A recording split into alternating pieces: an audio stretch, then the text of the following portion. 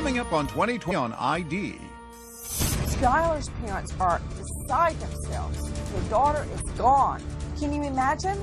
It's evil. A popular teenage girl lured from home for a mysterious joyride in the middle of the night, but she never comes back. I was scared to death. I didn't know where my baby was. Does this chilling game by BFFs hold an answer? Would you guys rather suffocate or get shot? Get shot. Shot. Drowning or suffocating? Suffocating. Inside a jaw-dropping mystery. Maybe there was a fight. Maybe there was something that made her upset. And the secret world of Mean Girls Gone Wild. Give me the phone. No, this is over. This is over. Hurry up. From cryptic messages on Facebook and Twitter to a real-life crime scene in the woods. Skylar is screaming why. What happens when three is a crowd and one person gets cast aside? What secrets do they have? And who do you believe when pretty little liars seem to be everywhere? Her words were, I have to tell you the truth about what happened last night. Best friends from hell. There couldn't be a more fitting description. Unfriended.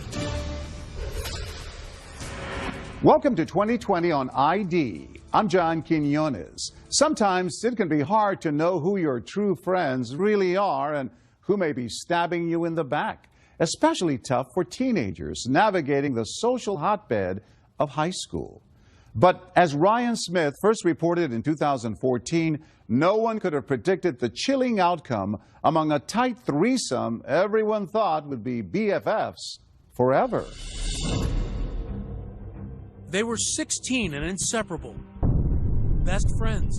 High school sophomores Sheila, Skylar, and Rachel. It was always those three together. You barely ever saw one of them by themselves. Silly in their selfies. Giggly teenage girls. They're pretty, they're sociable, they're popular. But behind their smiles, secrets that would shock everyone they knew. The level of deception, it's mind-boggling. The police were just as shocked as we were. No one was expecting anything like that. Pure evil. Nestled in the Green Mountains of West Virginia, the city of Morgantown, home to West Virginia University, known as a friendly family place. What's it like here in Morgantown? It's peaceful. It's a small town that's growing really fast. Nice people. Dave and Mary Neese lived in an apartment in the tiny Morgantown suburb, Star City. Dave works at a local Walmart, Mary at a medical office. Their lives wrapped around their only child, Skylar. Hey, gorgeous. Treasuring every spin. What a beautiful ballerina. Every laugh. And every childhood memory.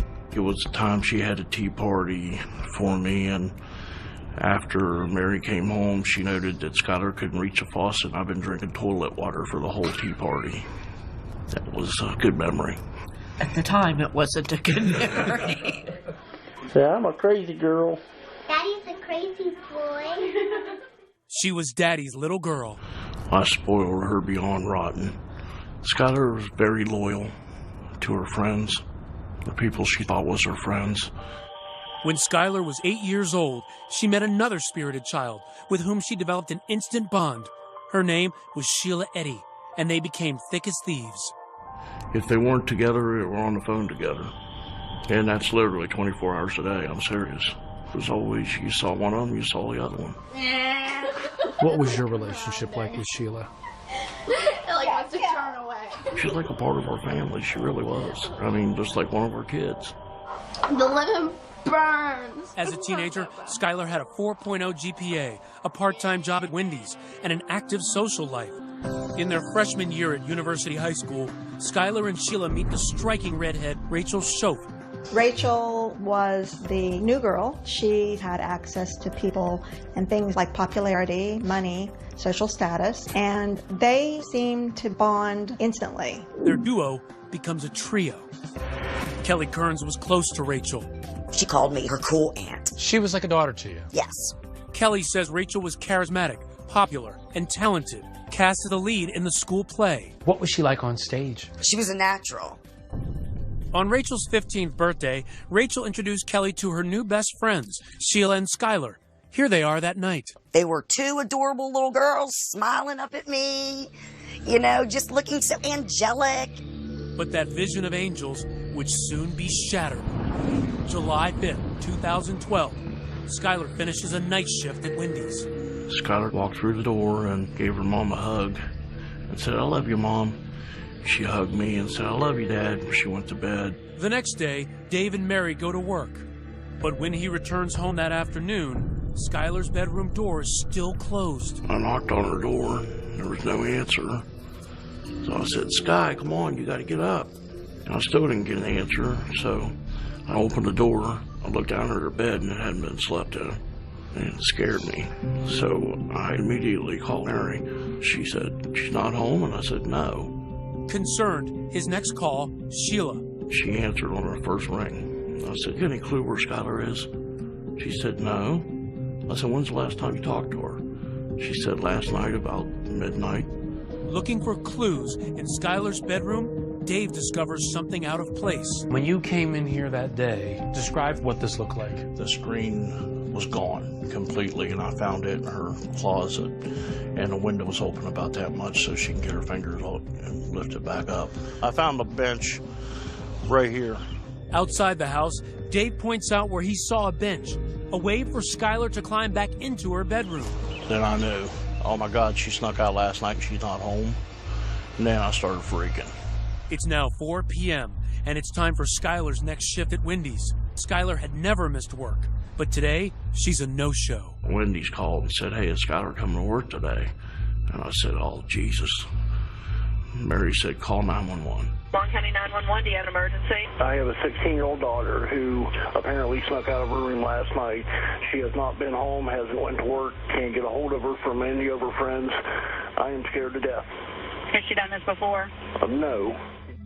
Just then, Mary gets a phone call from Skylar's best friend, Sheila. And what did she say? Her words were, "I have to tell you the truth about what happened last night." She proceeded to tell me that her, Skylar, and Rachel had snuck out the night before, and that they had driven around Star City, were getting high, and that the two girls had dropped her off at the end of the road because she didn't want to wake us up sneaking back in. I was scared to death. I mean, I didn't know where my baby was. It was horrible. Sheila and her mother come over and offer to help in the search for Skylar. We immediately went looking for her, going door to door, and we couldn't find her. But then, Mary remembers what will become a major key to finding Skylar's whereabouts. Mary said, "Oh, what about the surveillance? We got surveillance at our apartment." Their surveillance camera, intended to capture intruders, instead reveals this grainy image of that night. A car pulls up at 12:30 a.m., 30 minutes after Sheila says she dropped Skylar back near home. Minutes later, Skylar is seen sneaking out of the house.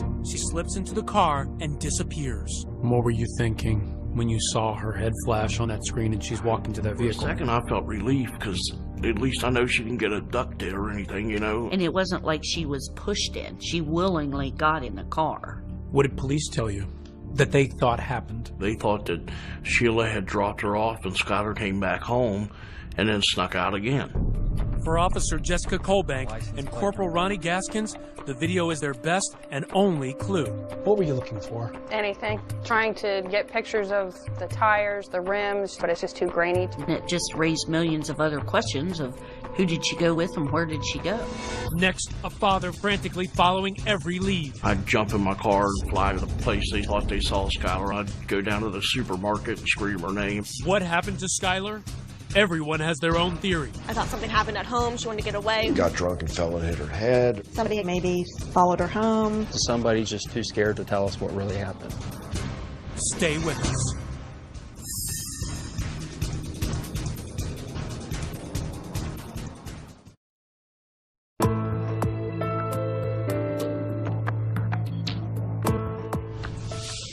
No one has seen or heard from Skylar Neese for days. But is she really missing or just a defiant teenager who's run off? Even her friends are unsure. Ryan Smith picks up the story as police focus on their one and only clue. This is the last sighting of 16-year-old Skylar Neese. Surveillance video outside of her home in West Virginia. An eerie vision as she sneaks out of her bedroom, enters an unknown car, and vanishes.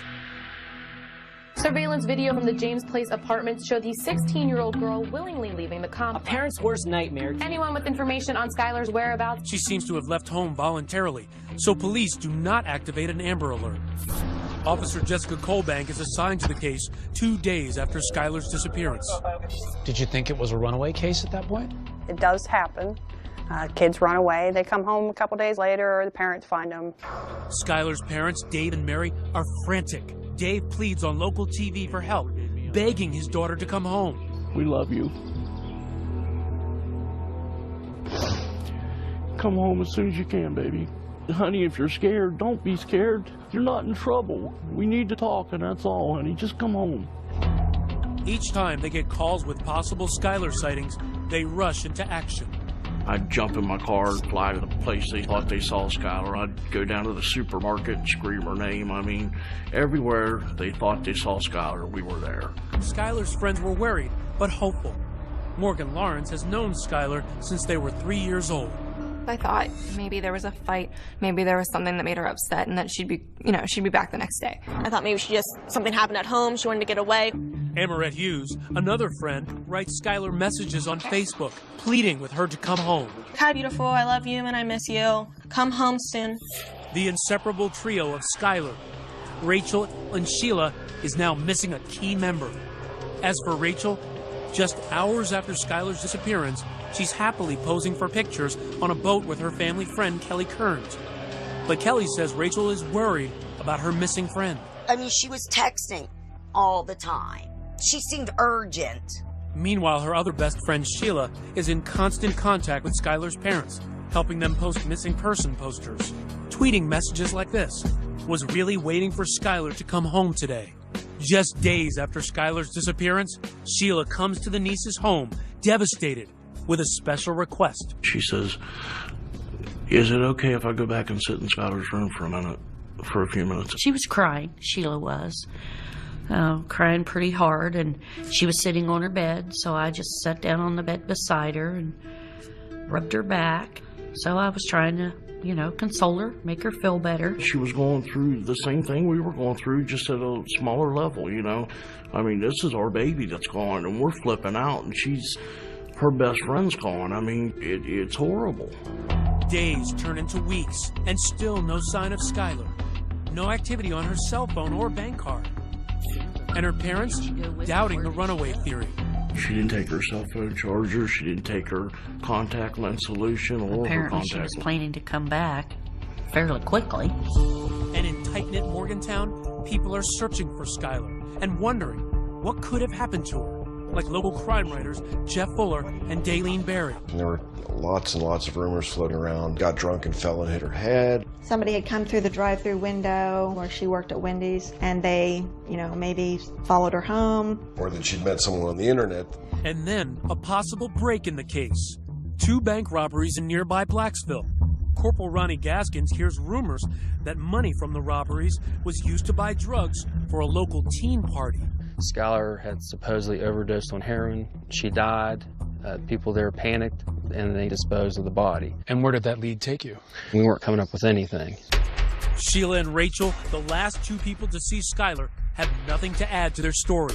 They picked up Skylar at 11 p.m., took a joyride through the winding back roads of rural Star City, smoked pot, then dropped her off before midnight. Very often, the last person to see the victim alive is looked at with grave suspicion.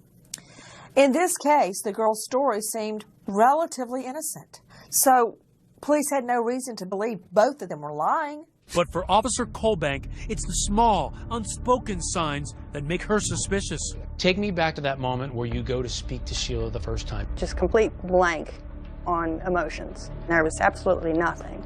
It was like iced over. It made me uneasy. Colbank's meeting with Rachel, the high school drama star, also strikes her as odd. She was really nervous. Which has got to be a red flag. What does she have to hide? Their stories were verbatim the same. No one's story is exactly the same unless it's rehearsed. And she's an actress, so she can memorize lines. I'm sure they had it written down somewhere. Okay, this is our story. We've got to stick to it. Everything in my gut was Sheila is acting wrong. Rachel is scared to death. But police don't know what Rachel and Sheila are hiding or why. Meanwhile, Skylar's parents are grasping for any clues, taking a closer look at the bad influence Sheila had become on their daughter. Sneaking out at night, you know. Found some marijuana in Skylar's pocket one time. Here it was Sheila's. We didn't like the way Sheila acted a lot of times, but being she was Skylar's best friend, we kind of overlooked it. It's becoming clear that the smiling face of Skylar's BFF was just a facade. You started interviewing people about Sheila. How would they describe her? What was she like? Shady, sketchy, sneaky, and pretty manipulative. Skylar's friend Morgan says Sheila rubbed her the wrong way. She was very self-centered. She would almost do whatever it took to kind of get her way. Amoret says Skylar confided in her that there were cracks in the clique. Her best friends were snubbing Skylar. These pictures that Sheila posted on the website Meet Me suggest Skylar had become a third wheel. She just thought that they were becoming closer, so they were just pushing her out. She was really upset about it. The slights were sometimes subtle, but clear as day for Skylar.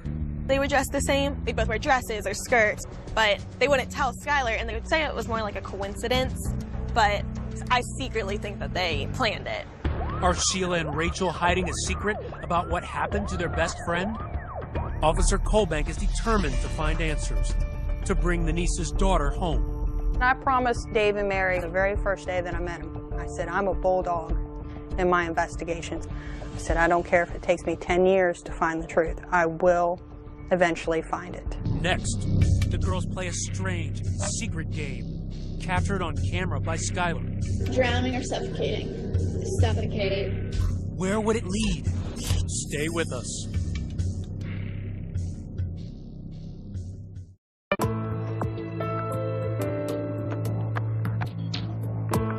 As days turn into weeks, the search for missing teenagers Skylar Neese has intensified. But with no signs of activity on her cell phone or bank card, police are beginning to think they're dealing with something far more sinister than a runaway. Ryan Smith picks up the story. Police have begun to suspect that Sheila and Rachel, best friends of missing 16-year-old Skylar Neese, are lying about what happened the night she vanished. The first red flag? Tension in the relationship. Officer Jessica Colbank pours through Skylar's old Facebook and Twitter posts. What she finds sets off alarms. You could tell she was mad at someone. In the weeks before she vanished, Skylar had posted angry messages. There's just something about you I can't stand. People can be so mean for absolutely no reason. Hope you don't expect me to give anymore. Hashtag bye. And the final tweet she wrote, sent 10:48 p.m. the night she disappeared. You doing like that is why I will never completely trust you. She didn't trust someone. That was the issue. And perhaps the most suspicious posting by Skylar, this strange game among best friends. Sheila asks Rachel and Skylar how they prefer to die. Would you guys rather suffocate or get shot? Get shot. Shot. Drowning or suffocating?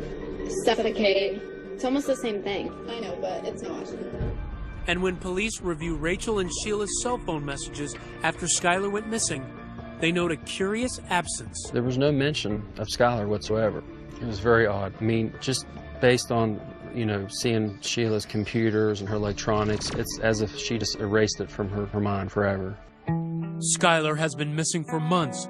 Despite her parents' concerns about Sheila's bad influence, they're convinced that Sheila is simply grieving over her lost best friend.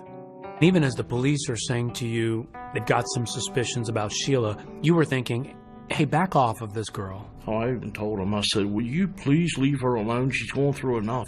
I said, those girls have just lost their best friend. Will you chill out on her for a while? What the nieces don't know is that Gaskins and the FBI, who have taken the lead on the case, are finding actual evidence of the girls' deception. Sheila and Rachel told police their joyride with Skylar was contained to the Star City area. Desperate for clues, police scoured surveillance video from local businesses. It paid off.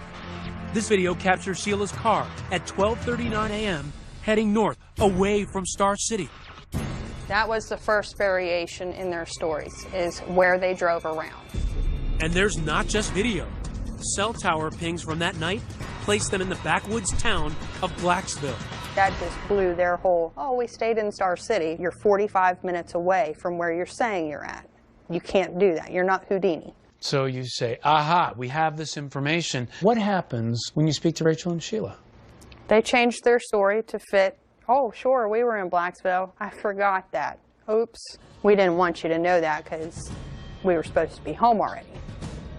Their carefully rehearsed stories are now mismatched.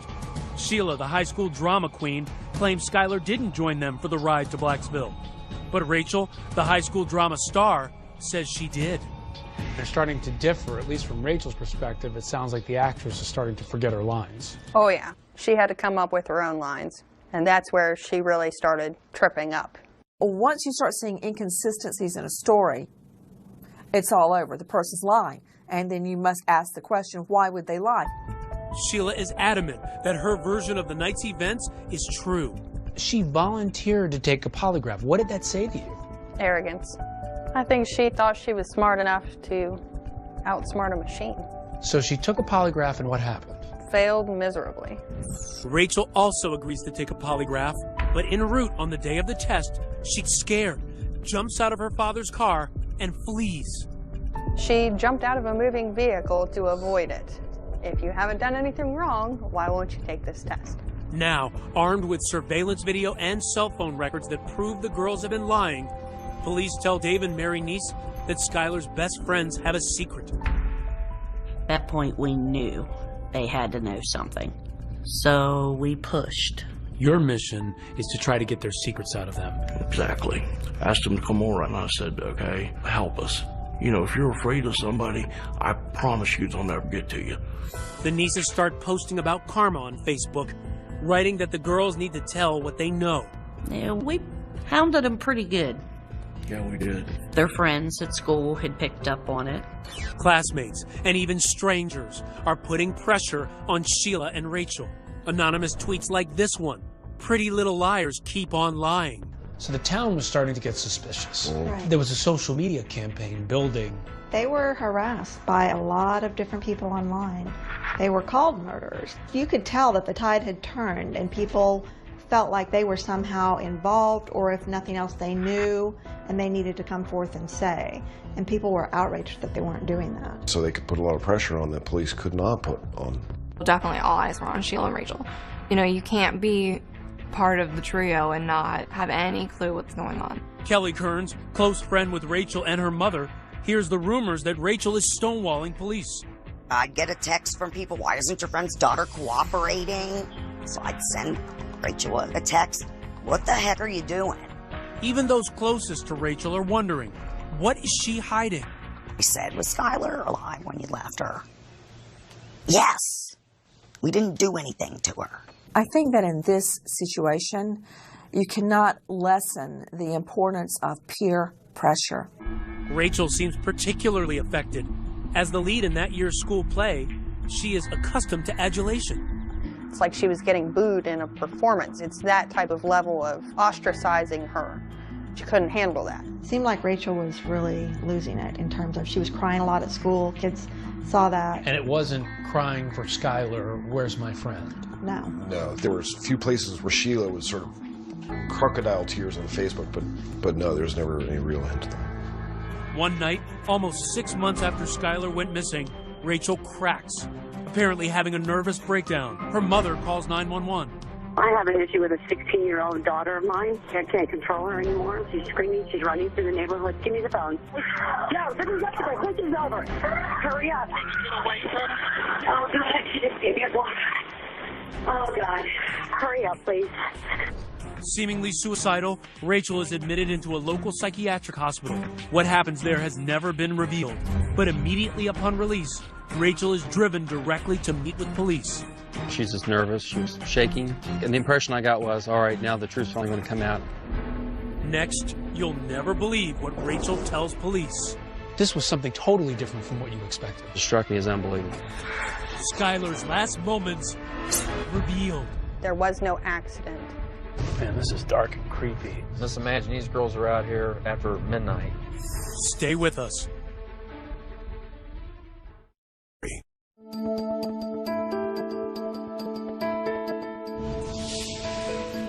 University High's leading lady, Rachel Schoaf, is not able to keep up the act anymore. 6 months after the disappearance of Skylar Neese, Rachel's abandoning the role of heartbroken best friend and going from a psych ward straight into the interrogation hot seat. She was just nervous. She was shaking. She's finally about to come clean to police about what really happened to her 16-year-old BFF. It was a plot twist no one saw coming. The first words out of her mouth were, "We stabbed her." This was something totally different from what you expected. Took us a minute to kind of settle down. Okay, what do you mean you stabbed her? Rachel tells Corporal Ronnie Gaskins she and Sheila began plotting to kill Skylar months earlier during science class. They were joking how they would dispose of a body. Then it got more sinister. We need to figure out how we're going to kill her. They don't know how to use guns, so they would use knives to stab her. The students said, they thought they were joking. They did know for sure that they didn't like Skylar by how they talked about her. So one of them even warned Skylar, and Skylar blew it off after confronting them. Rachel wanted Skylar dead now because, get this, she was about to leave for church camp. So one midsummer's night, she and Sheila gathered some critical tools: a shovel, paper towels, bleach, wipes, a change of clothes, and kitchen knives. And they arranged to meet with Skylar. Remember this grainy surveillance video? Police couldn't make out the car. Turns out it had been Sheila's all along. 12:30, they arrive at Skylar's house, the knives hidden in their hoodies. 5 minutes later, Skylar emerges. They drive out of Star City, past Blacksville, and across state lines to Pennsylvania, and into the woods of a town called Brave, where Skylar is about to face the fight of her young life. And they're driving on this road that we're on right now. Yes. And Skylar's in the backseat having no idea what's about to happen. She has no clue. Gaskins takes me back to the murder scene. Man, this is dark and creepy. I mean, Just imagine these girls are out here after midnight. And recounts what Rachel confessed. All three girls exit the car, and they walk down this road. The girls find a grassy area to sit and smoke marijuana. Skylar gets up and starts walking back to the car to get a lighter. That's when they execute their secret plan. Sheila and Rachel get up behind her and count. 1, 2, 3. And on 3, that was the time for them to start stabbing Skylar. Right here, Skylar is being stabbed by her two best friends. Yes. Skylar takes off running, with her two friends giving chase. Rachel tackles Skylar, and the pair continue to repeatedly stab their BFF. And according to Rachel, Skylar is screaming, "Why?" And then they try slitting her throat because they had read that it would kill her quicker if they cut her jugular. The plan was to bury her, but the ground was too hard. So instead, they drag her body to the side of the road and cover her with branches, rocks, and leaves. They don't even bother to really conceal her. They changed into clean clothes, they wiped down the car, and they left. Like nothing happened. This was calculated, planned out, thoroughly thought of before this night. The perfect murder plot. Everything planned to the T. But why? Her only answer to that was, "We just didn't like her." "What do you mean you just didn't like her?" "We just didn't like her." Well, why not? Did you ever get the sense with Rachel that she was really remorseful? She seemed to be relieved that the truth has been told. She doesn't have to hold it in anymore. It's not eating at her anymore. Shockingly, even though Rachel confessed, Gaskins doesn't arrest her. So we had no body. We had no physical evidence. I mean, we had all this circumstantial evidence, but we needed something more concrete. And there had been no cracks in Sheila's armor. So to try and nail her, that night, police put a wire on her friend Rachel, hoping Sheila incriminates herself. Sheila doesn't take bait. Instead, two killers take this smiling selfie together. Sheila tweeting, "Finally got to see Rach." Then, a break. Police think they have an ace in the hole, linking Sheila to the murder. They find traces of blood in her car. We had to do a DNA confirmation. Meanwhile, Rachel continues to give critical details to police. Details Skylar Neese's parents so desperately await, like the location of Skylar Neese's body. In this area right here is where we were able to finally locate Skylar's remains. She was 1, 2, 3, 4, 5, 6, maybe 7 steps away from the road. Back in Star City, the Neese family is holding a vigil on what would have been Skylar's 17th birthday. They are finally told the news they've been dreading. Skylar has been murdered. I was outraged. I was a mess. All these emotions run through my head at once. The search for Monongalia County teenager Skylar Neese is over. Skylar was our world, and now she's not here. Soon the news breaks publicly. Father, we thank you for joining us here today. But not the identities of the killers. And immediately, Sheila Eddy takes to Twitter to join the chorus of grief. Worst day of my life. The pain is real. And rest easy, Skylar. You will always be my best friend. At the same time she is pretending to mourn online, Sheila is brazenly taunting police, tweeting messages like, "Wonder if there's a Law and Order SVU where they don't figure it out." And, "We really did go on 3. A seemingly blatant reference to the crime. But what Sheila doesn't know is that authorities get their biggest break yet.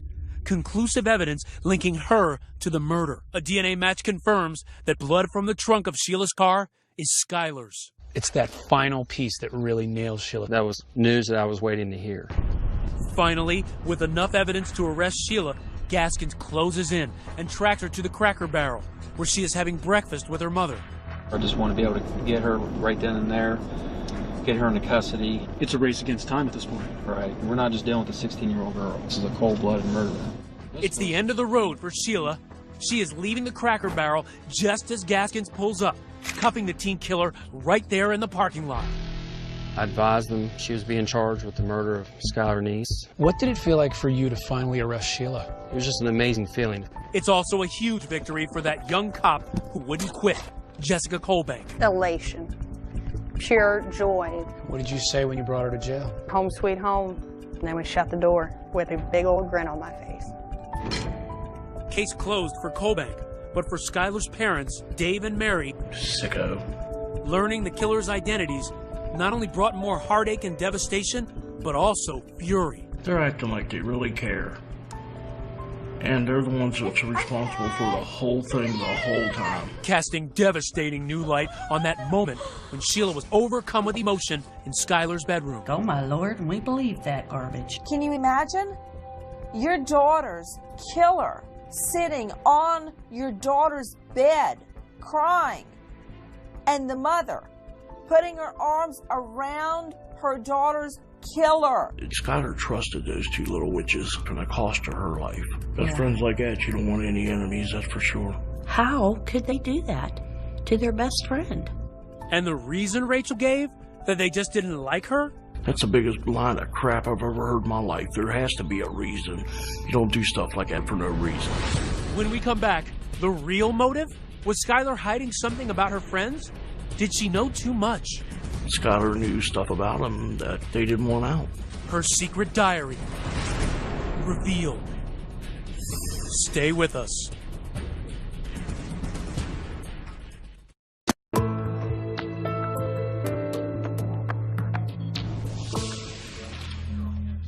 She's a killer nobody would have suspected.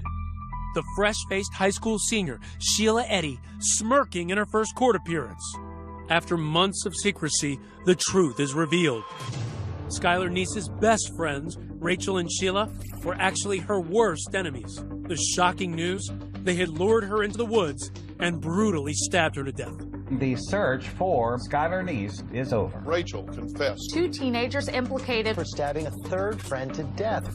Many of Skylar's friends hear about it at school. It devastated me. I actually had to get up and leave class. If you don't want to be friends with someone anymore, you just delete them on Facebook. Like, you don't go and get rid of them. Kelly Kearns has known one of the killers, Rachel, since the day she was born, considering her like a daughter. When someone tried to tell me that they stabbed them, no way in heck. You couldn't believe that was your Rachel. You can't tell me these girls stabbed her. And it wasn't until I opened the paper when I was all guilty and her picture. Today, looking at the photograph of Rachel, taken just hours after she murdered her friend, Kelly is floored by that smiling face. What strikes me about this picture is I don't see anything on her face that reflects what she did. It just makes you feel, you know, what'd you miss? And at the heart of the wrenching questions, how could 2 teenagers kill their best friend? they say they just didn't like her anymore, which is typical of teens, but teens typically don't kill each other when they fall out of like. Daylene Berry and Jeff Fuller believe envy may be part of the answer. Skylar, on some level, probably represented to Sheila and Rachel what they lost or could never be, and that was her wholesomeness. She wanted to stay focused on her goals of going to college, becoming a lawyer, being a self-sustaining individual that gives back to society. And Rachel and Sheila had somewhere along the way, they lost that. And Skylar was a reminder of something that they weren't going to be able to accomplish. So it's almost a jealousy. Yeah. She's the buzzkill. Yeah, she's the buzzkill. I think it was because Skylar knew stuff about him that they didn't want out. Stuff, he says, that was hidden in Skylar's diary, where he says she wrote about a sexual relationship between Sheila and Rachel, which she witnessed at a sleepover at Rachel's house. Daylene Berry and Jeff Fuller describe the incident in intimate detail in the book they've written called Pretty Little Killers. Sheila and Rachel became involved sexually, it appears. Skylar was forced to watch because she knew if she left the bedroom, they had all been drinking and they'd all be in trouble. Several weeks after the sleepover, Skylar tweets, "I'd tell the whole school all the I have on everyone," which is a lot. Hashtag, if I could get away with it. Then, 1 month before she is murdered, there is another tweet from Skylar. "Just know, I know." Rachel and Sheila had formed some type of a sex relationship that they believed Skylar knew about it and would ultimately tell everyone. But the nieces say that Skylar never would have acted on the veiled threats. She had a lot of gay and lesbian friends. It didn't bother her. Now, she didn't care if you were pink, purple, yellow. That was just Skylar. Why do you think they killed her? For the thrill of it, to see if they could get away with it. I feel that they had a strong dislike for Skylar, so it's fitting they stabbed her in the back. A year and a half after the murder, Rachel faces justice. She pleads guilty to second-degree murder, a lesser charge based on her cooperation. Finally, in court, she directly addresses the Neese family.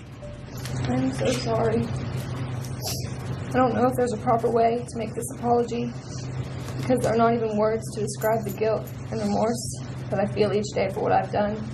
The person that did that was not the real me, not the person I am, not what I'm made of, and not what I believe in. Rachel's mom weeps as she listens. Again, I'm so sorry, and I pray each day for everyone involved, and I pray each day for forgiveness. She can take her apologies and everything else and sit on them because that's about what they're worth to me and my wife. She has done nothing but make our lives a living hell since this day one. And she's sorry because she got caught. That's the only reason she's sorry. She was crying. She was emotional. You didn't think that was remorse? To me, that was her final act in front of an audience. She's the big actress, star of the high school plays. This was her last Broadway performance. At her arraignment, a defiant Sheila Eddy pleads not guilty. Sheila Eddy, how do you plead? Not guilty. But later, in a surprise development, she changes her plea. Sheila Eddy, how do you plead to the offense of murder in the first degree? Guilty. Guilty to first-degree murder. She offered no words of remorse. Why do you think that Sheila has never apologized? Because she's not sorry. You don't apologize for murdering somebody in cold blood because she meant to do it. It's a good thing she didn't give an apology. People think it's horrible because she didn't. I commend her. Don't stand up there and lie to me and tell me you feel guilty. Rachel's family described her actions in a statement as unforgivable and inexcusable. Sentenced to 30 years, she's now serving time in an adult prison. The same prison, in fact, where Sheila, the girl she turned in, is now serving a life sentence. But both girls could be released on parole by their early 30s. If I'm dead and gone, somebody will be there to make sure they talk to the parole board and these animals don't get out of their cages. If you could say anything to Sheila and Rachel right now, what would you say? Rotten hell. Skylar's friends are still trying to process their loss and mourn the milestones they are experiencing without her. Skylar never got to go to a prom. Isn't that your boyfriend? Mary and Dave never got to see her get all dressed up and get the bouquet and get everything else. And graduation was definitely one of the hardest. That week was a little rough. In memory of their only child, Dave and Mary Neese helped pass Skylar's Law in West Virginia. It requires Amber Alerts for all missing children. This is Skylar's room. When you come in here, does it give you any sense of Skylar now? Yeah, it still does. They continue to treasure every item that belonged to Skylar. Some of them don't mean anything. They were hers, so we'll always keep them. She has a bunch of cards and drawings. Yeah, see, her friends were always sending her a birthday wish for my friend. Uh-oh. That's what I think of that one. That was from Sheila, by the way. The card reads, "Happy birthday. Love, Sheila. BFF. Love you like a sister for life." For Dave, it's just one more reminder of the searing betrayal that has destroyed their world. Because of that outward appearance, people don't want to believe they're capable. I still, to this day, have people say, there's no way, it's just those two girls. Yes, it's those two girls. This crime, to me, is one of those crimes that go down in the books as truly evil. Best friends from hell. There couldn't be a more fitting description. Today, on a hidden road, deep in the woods of a town called Brave, there is a silent shrine. They say this is pretty much where she was found. The site of Skylar's murder has been transformed into a memorial. On this visit, a stranger had written a note to Skylar. This one says, "Rest in peace, sweet Skylar. Soars the angels." Baby, I'm so sorry.